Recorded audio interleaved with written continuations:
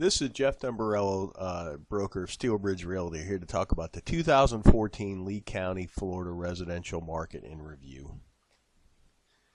Disclosure, this is my work done for me and shared with you. The data came from multiple sources. Those sources are the Lee County Clerk of the Court, the City of Cape Coral, the U.S. Census, and the MLS data. About us, we're a licensed real estate brokerage. We use cutting-edge marketing techniques to offer solutions in today's challenging environment. Our group of professionals have decades of experience.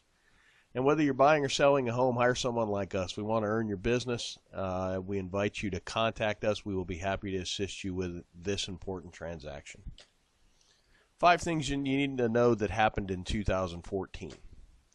Number 1, the distressed market is really an afterthought to everyone but the buyer who waited too long to enter the market and the service providers who made it their entire business model. This is a chart showing the percentages by month of the distressed market, and here lately we're in the 20, all the way from 15 to 21% in 2014. Here's a chart of foreclosures. I made this chart last January, and I was pretty sure we had assumed the new normal status. This is the chart from this year, and we have definitely assumed the new normal status of foreclosures, which is essentially about 125 to 300. Here's the entire foreclosure trend for perspective. This was the second bump. I think a lot of people thought it was going to resemble this as another second wave. Supplying new inventory is one of the market's biggest challenges. Rising prices will induce some sellers to trade out. But then you got to question where you're going to go if you sold your home, and remember you're going to have to buy into the same market. And if you're an investor, you got to ask yourself, what are you going to do with the money? New construction is the answer to the inventory problem. Here's a couple things to think about. The appraisals will hold prices in check for a little bit until the channel's a little better defined. We're seeing that in our day-to-day business now. Interest rates are still very low, which makes homes affordable. We're really in the market missing an entire vintage of about 2008 through 2013. Land is still historically cheap for now, and here's some perspective on the land prices. This is all lots, all lot types in Cape Coral, average and median price. When you're looking at the last cycle, you really don't get what's going on in this cycle. So when I take the shorter view of just this cycle, the Cape lot market is recovering pretty well. The market is stabilizing in relation to the bubbles of activity. We do bubble charts here to kind of let everybody know where most of the people are looking in the market.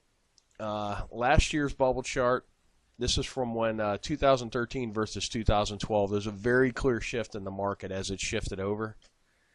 When I did 13 versus 14, there really isn't that much of a difference. The market's pretty much stabilized with, we're missing some cheaper homes in the $70,000 price range, but we're selling more 170,000 all the way up into the millions. This chart's a neat chart. It shows the last cycle and this cycle by pricing. The red line being the last cycle, the blue line being the current cycle. And you can see that we mimicked the last cycle for a while, and then you're starting to see 04 and 05 in the last cycle pulled wildly away to where we're just getting slight price increases, but not like we did before. And this is really a function of the banks aren't giving out crazy loans. There's no stated income, no stated asset loans. So this is a sustainable market that's actually driven by sensible leverage. Some perspective, we operate in a seasonal and a cyclical market. The seasonality is really determined by our weather. Up north, when it's warmer, is when they're busier in the real estate market. Here, when it's a little cooler, is when we're busier in the real estate market. The cyclical part of our market is governed by demographics, and we're going to talk about something, seasonal pricing bumps as well. Right now, we're in a sustainable boom. MIM is money in motion. It's every dollar that flowed through. This is actually dollars sold by realtors. And we had an 8.7 increase in the actual volume in the market. The amount of transactions went up 1.1%. The median is actually rising faster than the average, which shows the bottom of the market is coming up faster than the market itself is correcting. The percentage of bank-owned properties jumped up slightly from 13.6 to 15.05, where short sales really fell off the map. They were 8% of the market in 13, and they're only 3% of the market in 14. And another neat thing to look at, cash sales in 2013, 60.7% were cash in 2013. In 2014, 57%. So you had a decent price increase, and it really wasn't funded by leverage. And to give you a perspective, about 25-30% of the sales in the state of Florida are cash. So we're almost working at twice the cash sales percentage of the state of Florida. Money in motion is a key indicator. As long as the market continues to grow, that's a really good thing. The median's rising higher than the average. We talked about that. We also talked about the cash sales percentage. One thing I learned, if you base your business model on short sales, you need to find something else to do. And we're truly in a market where the buyers are paying slightly more for a slightly older and slightly smaller home. Market specifics.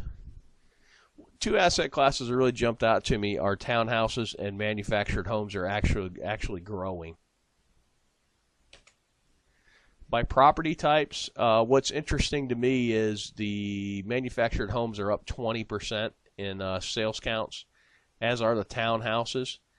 And when you look at the price increases, they're probably some of the lowest price increases, and that's the market seeking a good quality buy, basically. The single-family homes are up 7%. They just about mimic the market as a whole. A few thoughts on the jump in mobile homes and townhomes. Mobile homes have both a lower cost of entry and a lower cost to keep, and the blue-collar retirees from up north love them because they really only need them for 3 or 4 months of the year because they're still home doing stuff and walleye fishing and playing with the grandkids. But it's a nice, affordable home to get out of the cold weather. Townhouses kind of represent the same if you're adverse to a mobile home purchase. And really and truly, we found within the market that as the site-built homes hit a certain number, the manufactured homes take off, and it's about 3 to 1. So if a site-built home was trading for $300,000, the manufactured homes at $100,000 represent a lot of value to a retiree buyer. This is kind of what happened by city. 2014, what happened by city. And just a year-over-year difference. Punta Gorda's really burnt store, up 15%. That's pretty good. Lehigh Acres up 13%. And when I look down, Captiva's up 27%, which is pretty impressive. Things to watch in 2015. Essentially, you've got a seesaw in the market now with resale homes on one side of the seesaw and new construction on the other. And they're going to trade back and forth. As the new construction takes a leg up, then the resale become attractive, and then vice versa. I'm seeing sometimes in the market where for a 10% increase in price, you can get a brand new home versus a 9-year-old home. That's kind of a no-brainer. Inventory is the key. Whoever can bring some inventory to market is going to make some money. And this applies to both the retail and the investment segment of the market. This is single-family permits in Cape Coral. When you look at the totality of the last cycle, you really don't get that excited about what's going on now. But when I take out the last cycle, it shows you there's some pretty good permit growth. Projection of retirees. We take this from the census, and if you were born 62 years ago, there's a likely chance you're going to retire, and this is in the millions by how many there are. This is actually the 62-year-olds against our sales counts. It's a pretty good correlation. And then 66 is kind of the official retirement age. And it doesn't quite resemble as much the 62, our sales patterns, and I think the 62 more kind of takes in early retirees. One last thing, this is a long chart average price of the whole market. This little blip right here was when the banks really let it loose and just basically gave out free money. And that's kind of what we're looking for now is everybody's looking for when this time is coming back, and it's really going to be tied to leverage. We were in a boom, which is what we're in now as the market went up to here. And then when the banks went crazy, and you also had Hurricane Charlie in here, which took a little inventory and dumped some insurance money into the market, which kind of overheated it a little more. But this was based on easy money and basically turned into a mania. And that's kind of what you got to watch for now is loan programs. If you have any thoughts or questions, why don't you give us a call at the office at 239-694-3300, and my extension is 102. And you can always, if you're watching this video, click the link below the video and fill the form out, and we will be in touch with you. Thanks for watching, and make it a great day.